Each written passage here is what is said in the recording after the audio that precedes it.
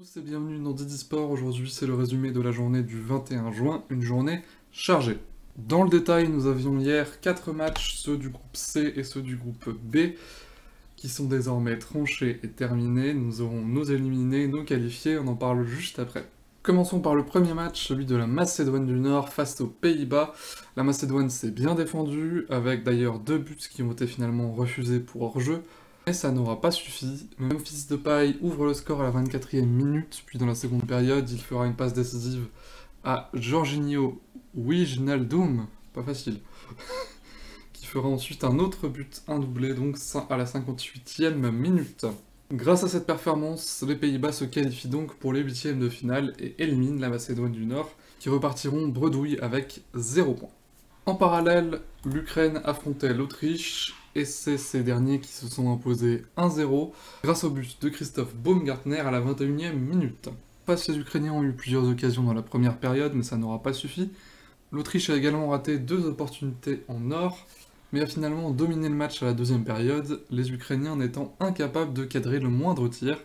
Les Autrichiens se sont donc imposés et terminent deuxième de leur groupe derrière les Pays-Bas. Ils affronteront donc l'Italie en huitième de finale, on en reparle juste après. À 21h, commençons par l'affrontement Finlande-Belgique. Cette dernière était d'ores et déjà qualifiée. Son sélectionneur Roberto Martinez a donc décidé de faire tourner l'effectif.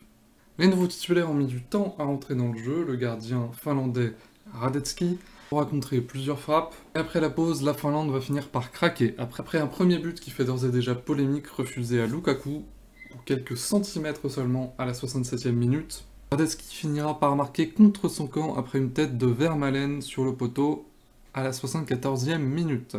Lukaku enchaîne et en profite à la 81e minute pour inscrire son 3e but de la compétition. La Belgique termine donc 2-0, 3 victoires en 3 matchs, c'est un carton plein.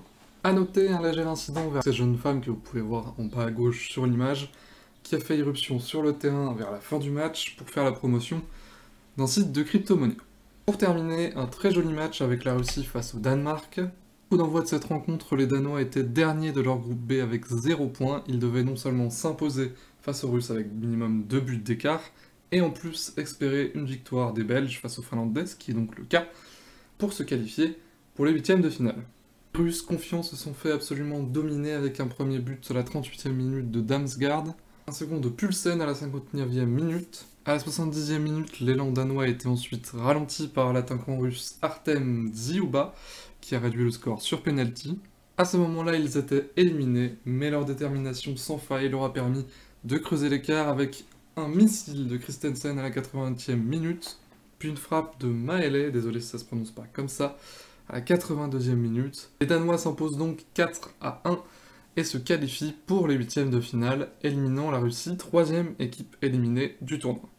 Jetons un œil au début du tableau final, 6 équipes sont d'ores et déjà qualifiées, donc les premières et deuxièmes des groupes A, B, C, et connaissent déjà leur place.